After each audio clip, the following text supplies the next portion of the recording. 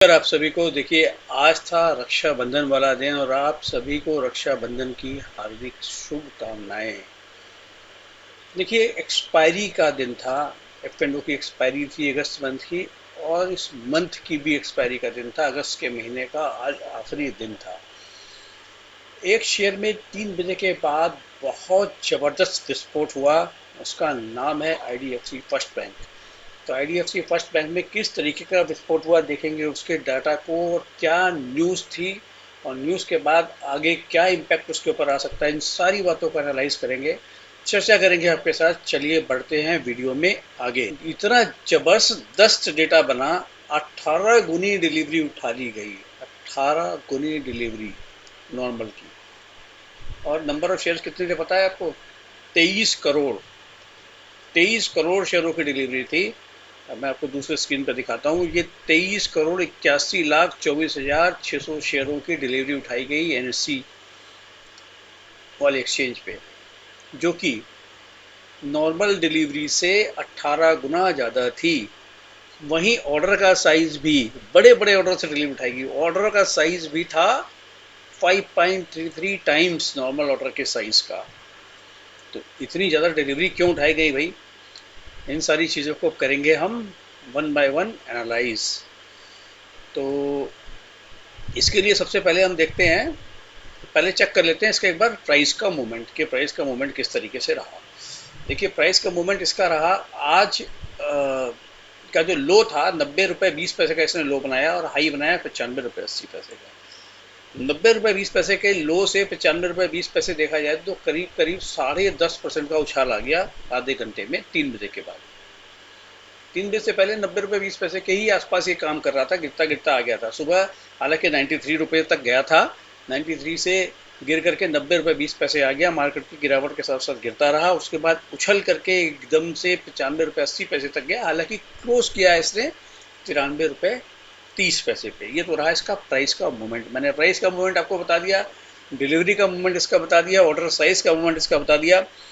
अब आपको मैं बताऊंगा, और कुछ बताने से पहले सबसे पहले दिखाऊंगा इसका चार्ट। देखिए, ये है इसका 15 मिनट का चार्ट। 15 मिनट के चार्ट पे देखिए, आखिरी 2 कैंडल में आप वॉल्यूम देखिए और प्राइस मूवमेंट देखिए। ये हरा हरा जो वॉल्यूम दिखाई दे रहा है आपको, कैंडल दिखाई दे रही है, बड़ी बड़ी कैंडल है, उसके नीचे का वॉल्यूम देखिए। पूरे दिन सोता रहा, कम वॉल्यूम से काम हुआ, आखिर के आधे घंटे में जबरदस्त वॉल्यूम के साथ काम हुआ। अब खबर क्या थी? देखिए, खबर ये थी कि MSCI ग्लोबल इंडेक्स में इंक्लूजन का आज आखिरी दिन था। तो इंडेक्स वालों को, जहाँ जहाँ इंडेक्स में इसका इंक्लूजन होना था, जिस इंडेक्स में, वहाँ पे ज़बरदस्त बाइंग आई निकल करके। उनको खरीदना ही था आज 31 तारीख को, खरीदा। और 1-2 शेयर, 1000 लाख 2 लाख 5 लाख 10 लाख शेयर नहीं खरीदे, 23 करोड़ शेयर खरीद डाले। खरीदने थे तो खरीद डाले। अब किसने बेचे? देखिए, जब पता होता है ना कि इस तरीके का कोई किसी इंडेक्स में इंक्लूजन होना है, तो बड़े प्लेयर जो होते हैं ना, घात लगा के बैठे रहते हैं, घात लगा के हमला करने की तारीख में बैठे रहते हैं कि भाई आएगा ही आएगा खरीदने, और हम माल तब जब खरीदने आएगा तो माल देंगे। लेकिन जब 90 रुपये 20 पैसे तक गिरा सुबह के टाइम, तो कुछ होप खत्म हो गई थी। ये शेयर तो गया, लग रहा था ये शेयर तो गया। अब जैसे ही लगा कि ये शेयर गया, वहीं से एकदम बाइंग आ गई पलट करके, क्योंकि MSCI इंक्लूजन के लिए क्वांटिटी तो चाहिए ही थी, वो खरीद डाली गई। अब ये तो रहा सरप्राइज, पॉजिटिव सप्लाई सरप्राइज। अब देखेंगे कि इसका एक बार फ्यूचर का चार्ट लगा करके देखते हैं। अब फ्यूचर का चार्ट हमने लगाया है सितंबर के महीने का। देखिए, कल की वीडियो में भी हमने डिस्कशन किया था कि ये डिस्काउंट पे चल रहा है, तो आपको अलर्ट हो जाना चाहिए। आपने हमारा वीडियो देखा होगा तो ये बात भी सुनी होगी, नहीं सुनी तो वो आपकी गलती। अब ये देखो क्या हुआ। फ्यूचर के प्राइस में आखिरी आधे घंटे में कोई खास मोमेंट नहीं आई प्राइस में। प्राइस कहाँ बंद हुआ? प्राइस इसका कहाँ बंद हुआ फ्यूचर में? 88 रुपये 90 पैसे पे। कोई मोमेंट नहीं आई फ्यूचर के प्राइस में, रादर फ्यूचर का प्राइस और गिरा। मतलब कैश का प्राइस तो चढ़ रहा था और फ्यूचर का प्राइस गिर रहा था। तो अब अगर इसका कैलकुलेट करके आप देखेंगे 88 रुपये 90 पैसे और 93 रुपये कुछ पैसे पे जस्ट पे ये बंद हुआ, तो करीब 7% का डिस्काउंट पे फ्यूचर बंद हुआ है सितंबर के महीने का। एक तरफ तो डिलीवरी बेस्ड बाइंग और दूसरी तरफ फ्यूचर डिस्काउंट पे। अब इसका क्या मतलब? इसका मतलब जो मुझे समझ में आता है कि भाई वो एमएससीआई इंडेक्स वालों की मजबूरी जो थी उसका पूरा फ़ायदा उठाया गया, उनको माल दिया गया। वैल्यूएशन ये अब ये वाली डिजर्व करता नहीं है, तो इसको नीचे आना है। और नीचे आने के लिए एक्चुअली ये चढ़ा ही इसीलिए था, ये चढ़ा ही इसीलिए था मेरे हिसाब से, क्योंकि एमएससीआई इंडेक्स में इंक्लूजन की खबर आई थी।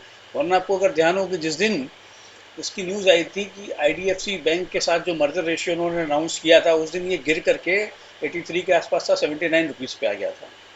लेकिन जब एमएससीआई इंक्लूजन की न्यूज़ चली, तो उसके बाद ये चढ़ता ही चला गया, चढ़ता ही चला गया, और आज आखिरी दिन था तो आज बीच कैश में चढ़ गया, लेकिन फ्यूचर में नहीं चढ़ पाया, क्योंकि फ्यूचर में तो बनानी थी शॉर्ट पोजीशन। अब फ्यूचर में शॉर्ट पोजीशन बनाने के लिए अब कैसे बनाई जाए शॉर्ट पोजीशन? अब भाव ही नहीं मिल रहा है। तो अब इस भाव पे देखिए, मेरे पास जो भी पोजीशन थी मैं तो एग्जिट कर चुका हूँ उससे, प्रॉफिट जो भी था बुक कर लिया है। मेरा मन तो उसमें शॉर्ट पोजीशन बनाने का है, लेकिन फ्यूचर में शॉर्ट बनाऊँ कैसे जब इतना डिस्काउंट पे चल रहा है? तब जब मार्केट खुलेगा तो देखेंगे। लेकिन मैं तो इसमें अभी कोई बाइंग करने, भाई भाव कहीं भी चला जाए, कोई बाइंग करने का मूड नहीं बनाऊंगा, रादर मौका देख के सेलिंग करने का मूड बनाऊंगा। तो इस डेटा को देख करके क्लियर कट ये नज़र आ रहा है कि भाई कि फ्यूचर के अंदर तो शॉर्ट पोजीशन बनाई गई है, और उधर उनकी मजबूरी का फ़ायदा उठा करके उनको माल दिया गया है ऊपरी लेवल। क्योंकि जब उन्होंने ऑर्डर डाले लास्ट में आधे घंटे में, तो जितने ऑर्डर थे सभी सारे उठा लिए गए, जितने सेलिंग के ऑर्डर लगे हुए थे सारे उठा लिए गए। वो भी कम शातिर नहीं है, 90 रुपये तक जब भाव आया तब तक खरीद नहीं रहे थे। 3 रुपये के करीब जैसे ही 90 रुपये का भाव आया, सारा खरीद डाला, 95-96 रुपये तक जितने भी ऑर्डर लगे हुए थे। तो अब अगर मेरे से पूछो, मेरे हिसाब से तो ये कल खुलना ही चाहिए। कल मॉर्निंग में ये 5-6% के डिस्काउंट पे, मतलब 5-6% माइनस में खुलना चाहिए। 90 रुपये के आसपास इसकी कैश में ओपनिंग होनी चाहिए, जहाँ तक जो मुझे लगता है। ना हो तो बहुत अच्छी बात है, लेकिन होनी चाहिए इस डेटा को देख करके जो महसूस होता है। तो अब ये इन्फॉर्मेशन आपको कैसी लगी आईडीएफसी फर्स्ट बैंक के बारे में? क्योंकि फंडामेंटल एनालिसिस तो हम कई बार पहले भी कर चुके हैं, वो आपने देखा ही होगा।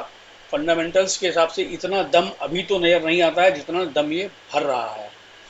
तो जो खबर थी वो फुल्ली एनकैश हो चुकी है, और अब उल्टा चलने की तैयारी में है। ये इन्फॉर्मेशन आपको कैसी लगी, ये एनालिसिस कैसी लगी? जैसी भी एनालिसिस लगी हो आपको कमेंट बॉक्स में बताइए, आपकी जो प्रतिक्रिया हो वो दीजिए। चैनल को सब्सक्राइब नहीं किया तो सब्सक्राइब कर दीजिए, वीडियो को लाइक एंड शेयर भी करते रहिए। Thank you very much.